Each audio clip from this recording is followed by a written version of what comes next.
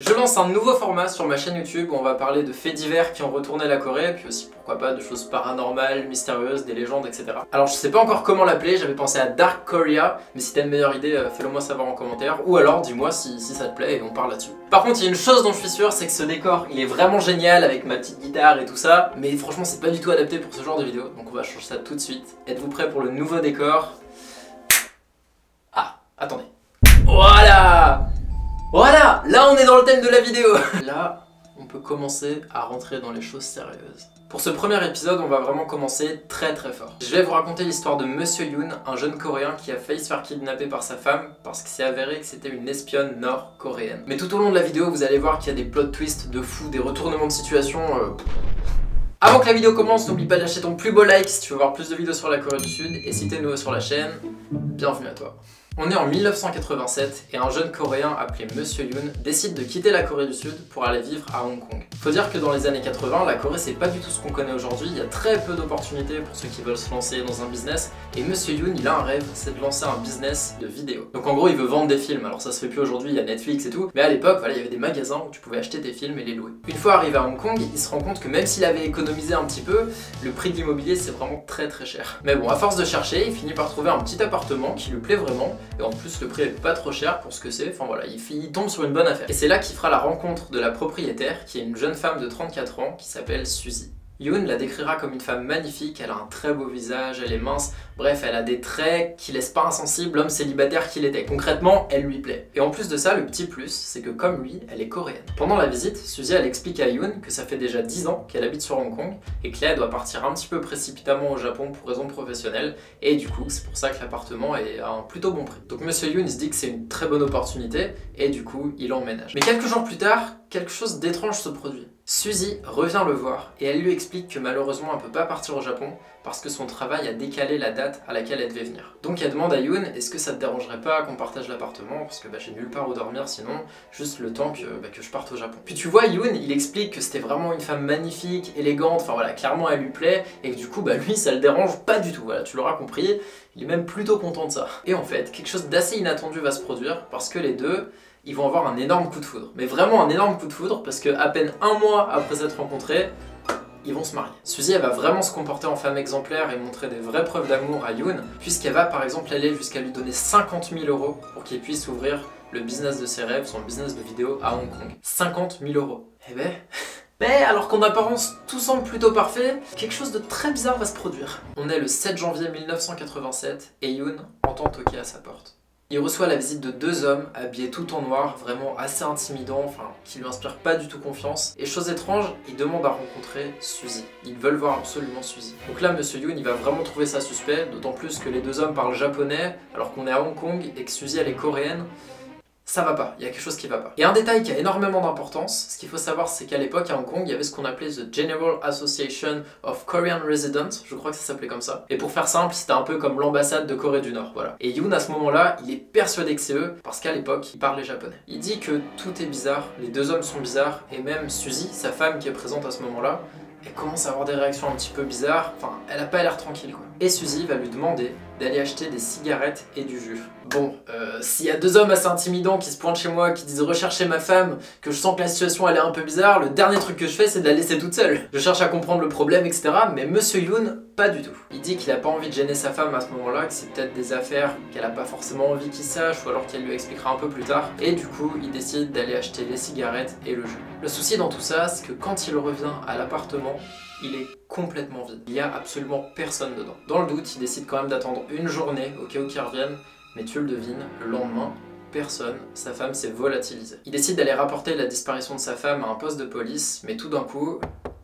ça toque à sa porte. Sauf que la personne qui frappe à la porte, c'est pas Suzy, c'est les deux hommes qui sont de retour. Et ils lui disent « Ta femme est en vie, mais elle a énormément de dettes, elle nous doit une somme d'argent astronomique, on l'a kidnappée, et là, elle est à Singapour, prête à être vendue.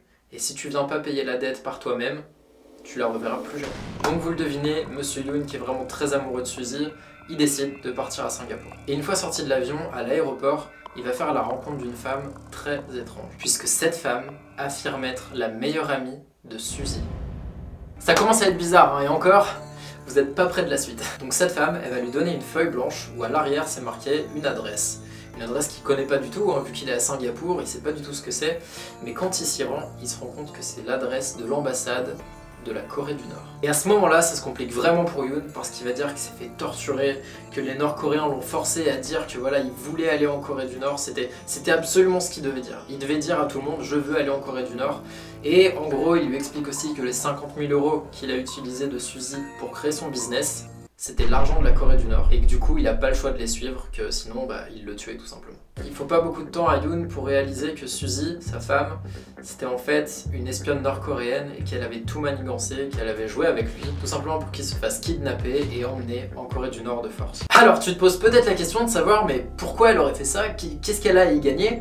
En fait, pour savoir, il faut un petit peu remonter dans le temps. Dans les années 80, il y a vraiment une guerre importante idéologique entre le Nord et le Sud, et ça aurait été pour la Corée du Nord une propagande énorme de dire on est un super pays, regardez, il y a même des Sud-Coréens, donc Yoon, qui veulent habiter en Corée du Nord. C'est pour ça qu'il le forçait à dire que il voulait aller en Corée du Nord alors que c'est pas vrai. Il se faisait kidnapper en fait. Donc voilà, t'as compris que c'est un petit peu dans ce contexte de guerre froide, hein, parce que le Nord était communiste en gros, que notre histoire évolue et c'est pour ça que ça aurait été bénéfique pour la Corée du Nord. Mais alors que tout semble perdu pour Monsieur Yoon, il raconte qu'il réussit à s'évader et à rejoindre l'ambassade de Corée du Sud de Singapour. Il est donc sorti d'affaire, il a échappé au pire et c'est là qu'il va raconter cette histoire complètement folle qui lui est arrivée à l'ambassade de Corée du Sud. L'ambassade réussit à le rapatrier en Corée du Sud et une fois arrivé là-bas, l'affaire explose. Tout le monde parle de cette affaire, Monsieur Yoon il est vraiment accueilli comme une star, il y a la presse de partout qui le prend en photo, qui essaie d'avoir des interviews, on le voit très ému, il pleure, il raconte, en fait il en revient pas d'être encore en vie quoi. Il est vraiment considéré comme un héros, il a réussi à s'échapper, il a risqué sa vie pour retourner en Corée.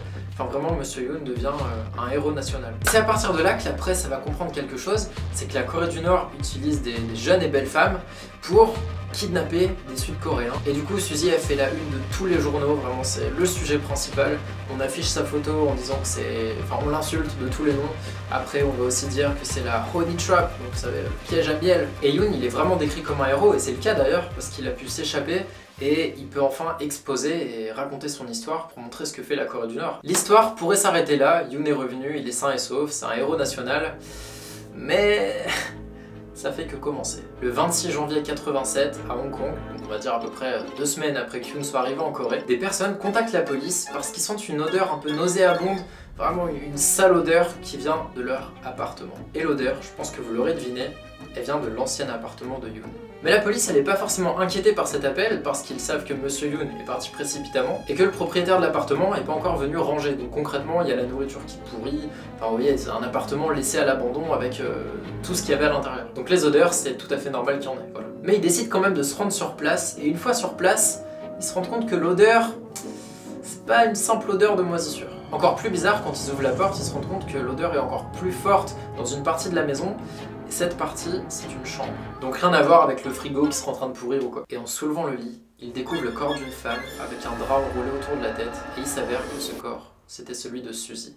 Qu'est-ce que fait le corps de Suzy dans son ancien appartement alors qu'elle est censée être en Corée du Nord? Surtout qu'elle a été placée sous un lit, elle a un drap autour de la tête, elle est morte étouffée, donc concrètement c'est un meurtre. Mais Monsieur Yoon est innocenté, donc c'est pas lui le meurtrier, parce qu'apparemment ce serait la Corée du Nord qui, en guise de représailles contre Suzy parce qu'elle a pas réussi à kidnapper Monsieur Yoon, l'aurait tué et laissé là... comme ça. Et c'est comme ça que pendant 14 ans, Yoon va devenir quelqu'un de très important en Corée. Il va même devenir le patron d'une boîte à succès, il va gagner pas mal d'argent et va vivre une vie... il va vivre une belle vie. Mais après 14 ans, l'enquête va prendre un nouveau tournant. Il y a quelques inspecteurs qui vont se repencher sur l'enquête et ils vont découvrir qu'en fait il n'y a aucune preuve. Il n'y a aucune preuve que Suzy était une espionne nord-coréenne et que Yoon ait vécu tout ça, il y a rien du tout. La seule preuve entre guillemets c'est le discours de Yoon. Et honnêtement, son discours est discutable, quoi. Son histoire, elle est grosse. L'enquête est aussi reprise parce qu'on est seulement à 2 mois de la prescription. Prescription, pour ceux qui connaissent pas, c'est-à-dire que même si c'est le meurtrier, dans 2 mois, il peut rien lui arriver parce que ce sera des faits qui ont été passés, il a jamais été jugé au bon moment. Donc on n'est plus qu'à 2 mois de la prescription, et enfin l'enquête est réouverte et il est mis en examen pour le meurtre de Suzy. Durant sa garde à vue, il dit qu'il est complètement innocent, que c'est un complot, que c'est des concurrents qui essaient de le faire tomber parce qu'il est à la tête d'une grosse société en Corée. mais il lui faudra pas longtemps pour enfin avouer le meurtre de sa femme, le meurtre de Suzy. Donc encore une fois, l'histoire pourrait s'arrêter là, on a enfin arrêté le meurtrier de Suzy, toute son histoire c'était un mensonge, mais alors qu'est-ce qui s'est vraiment passé? Et encore une fois, tu vas voir que t'es pas au bout de tes surprises. Le soir du meurtre de sa femme, Monsieur Yoon a avoué qu'il avait dépensé une somme d'argent astronomique, beaucoup trop. Et ça a vraiment mis en colère Suzy contre lui, et ça se comprend. Sauf que Yoon, acceptant pas que sa femme se mette en colère, il s'est aussi énervé et l'a assommé puis étouffé jusqu'à la mort. Puis il a pris conscience de ce qu'il venait de faire et il a compris qu'il était dans la merde quoi. Et c'est à ce moment-là qu'il va essayer d'élaborer un plan dans sa tête. Alors son premier plan c'était de dire qu'il avait découvert que c'était une espionne nord-coréenne, qu'elle l'avait attaqué et qu'il l'avait tué. Pour te remettre dans le contexte, à l'époque en Corée il y avait une loi qui disait que si tu tuais un espion nord-coréen, t'avais pas de souci avec la justice, donc voilà, ça c'était son premier plan. Sauf que Yoon, il a réalisé qu'en fait il pouvait pas faire ça, c'était cramé, il y avait aucune preuve d'agression physique sur lui, et puis même sa femme, enfin il y avait aucune preuve que ce soit une espionne nord-coréenne. Il commence à paniquer énormément et il décide sur un coup de tête de prendre le premier billet d'avion qu'il trouve. Et ce billet d'avion, vous l'aurez peut-être deviné, il est à destination de Singapour. Mais une fois à Singapour, il sait très bien que de toute façon c'est qu'une question de temps avant que la justice coréenne le retrouve. Donc il a une idée un peu bizarre, il décide d'aller à l'ambassade nord-coréenne. Et à cette ambassade, il leur demande s'il vous plaît, je veux devenir nord-coréen, j'ai envie d'aller en Corée du Nord, etc. Vous l'aurez compris que son plan c'est d'être en Corée du Nord, comme ça il peut plus rien lui arriver vu que c'est un pays qui est fermé. Mais son plan se passe pas du tout comme prévu puisque l'ambassade de Corée du Nord lui dit non mais attends, t'es trop bizarre, pourquoi tu veux aller en Corée du Nord Et ils le mettent dehors assez violemment, genre il le rejette quoi. C'est à partir de là qu'il se dit oh là là, faut que je crée une histoire, je vais aller à l'ambassade de Corée du Sud et qu'il invente l'histoire qu'on connaît tous, comme quoi sa femme était une espionne nord-coréenne, qu'elle a tenté de le kidnapper, donc c'est pour ça qu'il a été à l'ambassade de Corée du Nord. Bref, dans sa tête, ça fuse et il en vient avec cette version. Mais c'est pas tout. Et je sais que j'ai dit beaucoup de fois mais dans cette vidéo, mais celui-là, c'est certainement le plus gros de l'histoire, donc accroche-toi. L'ambassade de Corée du Sud située à Singapour ne croit pas un seul mot à ce qu'il est en train de raconter. Donc ils envoient tout de suite une lettre au département de la sécurité de Corée du Sud, on va dire que c'est un petit peu l'armée du gouvernement de la Corée, pour leur dire qu'ils ne croient pas du tout en l'histoire de Yoon, qu'il a sûrement tué sa femme, et de pas l'accepter en fait, de faire une vraie enquête. Mais l'ambassade, elle reçoit une réponse qui n'est pas celle qu'elle attendait. Le boss du département de la sécurité dit qu'il faut croire à son histoire, que son histoire allait profiter à tout le monde, et il dit même à l'ambassade de dire à Yoon de ne jamais changer son histoire, et ils vont même l'aider à la rendre plus crédible. Ça se finit pas là, une fois qu'il est arrivé en Corée, il s'est refait interroger par le département de la sécurité coréenne, et face à eux, on apprend que Yoon a tout avoué. Il avoue le meurtre, il avoue tout, mais encore une fois, le gouvernement lui dit de se taire à jamais, de jamais faire sortir cette histoire. Alors, vous vous posez certainement la question, pourquoi on lui a dit de se taire, pourquoi il n'a pas été en prison? Eh bien, encore une fois, c'est une histoire assez compliquée. En 1987, donc le moment où Yoon a tué sa femme, en Corée, il y a d'énormes manifestations contre le gouvernement actuel coréen. Le problème, c'est que pour répondre à ces manifestations, et c'est un des plus gros scandales en Corée, le gouvernement a tué des manifestants et donc a tué des innocents. Et pour justifier le fait d'avoir tué des innocents, le gouvernement coréen a fait croire qu'il y avait des espions nord-coréens dans le lot, et donc en fait qu'ils avaient tué des espions coréens. D'ailleurs je ferai sûrement une vidéo à ce sujet, enfin bref. Mais du coup l'histoire de Yoon est tombée parfaitement, parce qu'elle servait à faire fermer la bouche à certains sud-coréens, parce que ce qu'il faut dire c'est qu'il y en avait, c'était leurs fils qui ont été tués, et ils savaient très bien qu'ils n'étaient pas des espions nord-coréens, donc ça faisait un peu de bruit, il y avait quand même des gens qui savaient que le gouvernement mentait, mais du coup l'histoire de Yoon permettait de prouver qu'il y avait bien des espions nord-coréens, voilà. Ça servait de preuve pour dire que oui en effet il y a des espions nord-coréens de partout, et qui s'attaquent au sud-coréen. Enfin, c'est horrible comme histoire, horrible. De ce fait, ils ont décidé de faire de Yoon un héros anticommuniste, un coréen modèle qui a réussi à s'échapper, à fuir... Enfin bref, c'est du grand n'importe quoi. Mais alors, il y a quand même plusieurs questions qui se posent. Si Suzy n'était pas une nord-coréenne, elle doit bien avoir de la famille en Corée du Sud. Donc qu'est-ce qui est arrivé à cette famille? Et bien encore une fois, malheureusement, le gouvernement s'en est occupé. Alors ils les ont pas tués, je vous rassure, heureusement, hein, parce que bon, j'ai l'impression qu'ils sont prêts à tout. Mais pendant des mois, ils ont été séquestrés, on leur a fait des lavages de cerveau pour vraiment les convaincre que c'était une espionne nord-coréenne. Enfin, ça a été un truc apparemment horrible pour la famille. La mère de Suzy, malheureusement, est morte de stress. Donc pour la mère de Suzy, elle est sûre que sa fille était une espionne nord-coréenne. Par exemple, c'est horrible. Et même plus tard, quand une des sœurs de Suzy a eu un enfant, l'armée a intervenu et a mis cet enfant dans un temple. C'est-à-dire qu'elle a même pas pu élever son propre fils, son fils a été élevé dans un temple. Et du coup, tu le devines, toute la famille de Suzy avait une haine immense envers elle. Il la détestait parce qu'il se rendait compte que oui, c'était une espionne nord-coréenne. Et enfin, bref. Et la deuxième question qui se pose, c'est de savoir qui était vraiment Suzy. Suzy, elle s'appelait même pas Suzy puisqu'elle s'appelait Kim Ok-boon. Elle est née dans une famille qui était vraiment très pauvre, ils étaient 7 enfants. Et malheureusement, vous savez en Corée, quand les gens sont pauvres, et c'est encore le cas aujourd'hui, c'est un vrai problème, ils peuvent pas faire d'études. Donc elle a arrêté ses études malheureusement à la fin, je crois, de l'école primaire parce que c'est payant et quand t'as pas l'argent, tu peux pas continuer. Malgré le fait qu'elle ait pas de diplôme, elle va toujours essayer de s'en sortir, toujours essayer de nourrir sa famille parce que c'est elle qui va faire multiplier les petits jobs. Elle va par exemple être femme de bus, donc pour ceux qui connaissent pas, c'est des femmes qui poussent les gens quand il y a trop de monde dans les bus pour être sûr que tout le monde rentre. Elle est payée une misère, mais elle va envoyer l'argent qu'elle gagne à sa famille. Enfin vraiment, en fait, c'est une fille bien, c'est vraiment quelqu'un d'exemplaire. Un peu plus tard dans sa vie, elle va avoir un job de serveuse et ça se passe assez bien, mais on lui dit écoute, si tu veux te faire un peu plus d'argent, tu peux aller sur Hong Kong. Je sais qu'ils recherchent des serveuses et elles sont beaucoup mieux payées qu'en Corée. Donc elle décide de quitter sa famille pour pouvoir leur offrir une meilleure vie aussi, puisqu'elle va toucher plus d'argent et donc elle va à Hong Kong. Comme je vous l'ai dit en début de vidéo, elle va rester 10 ans à Hong Kong où clairement sa vie ça va pas être facile. Elle a jamais eu une vie facile en fait. Durant ces 10 ans, elle va d'ailleurs se marier une première fois, mais bon, ça fonctionne pas vraiment, du coup elle divorce.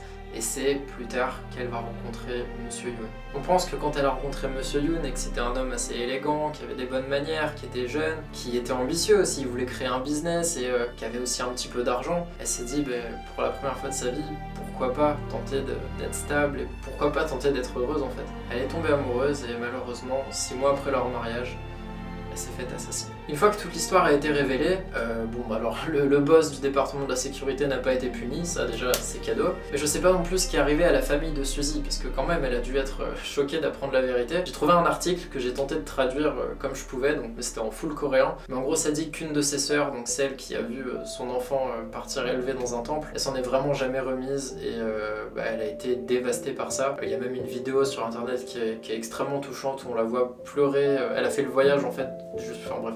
Rien que d'en parler, ça me... Je disais qu'elle a fait le voyage de Corée du Sud jusqu'à Hong Kong pour aller voir la tombe de sa sœur et s'excuser pour tout ça. Enfin, toute la haine qu'elle a pu avoir envers sa sœur, tout ça, c'était qu'un mensonge. Donc vous imaginez bien qu'il n'y a pas de mots en fait. Et tout ça, c'est en partie à cause du gouvernement. C'est incroyable. Pour information, Monsieur Yoon n'a fait que 15 ans de prison. Donc à l'heure où je vous parle, il est en liberté. Je suis dans un café en train d'éditer la vidéo et en fait ça va encore plus loin que ça. En plus d'être libre, en 2020 il a remporté un prix concernant son entreprise. Enfin en fait là Monsieur Yoon il est en train de vivre sa meilleure vie, vraiment c'est incroyable. Enfin bref voilà, c'était la petite parenthèse. J'ai vraiment l'impression que dans cette histoire personne n'a été puni. La seule qui a été punie, c'est Suzy, alors qu'elle a rien fait en fait. C'est vraiment une histoire qui m'a touché, vraiment c'est hallucinant de se dire que le gouvernement, juste pour protéger ses intérêts, a inventé tout ce mensonge. Enfin, après c'est aussi la faute de Yoon, hein. C'est lui le meurtrier, je remets pas du tout ça en question. Mais de voir que déjà ils ont pas été punis, que Yoon est en liberté, et que surtout la pauvre Kim Ok-boon, Suzy, qui a payé pour rien, quoi. C'est juste, c'est pas acceptable. Fais-moi savoir en commentaire si t'as bien aimé ce nouveau concept de vidéo, sinon j'en referai pas, hein, c'est pas grave. Je trouve ça vraiment intéressant de vous partager des faits divers, des histoires qui se sont passées, pourquoi pas après on va voir pour rentrer dans des légendes, des mystères, ce genre de choses. Donc si ça t'intéresse, n'hésite pas à me le faire savoir. En tout cas, n'oublie pas de t'abonner, nous on se dit à la semaine prochaine, c'était Evans, salut.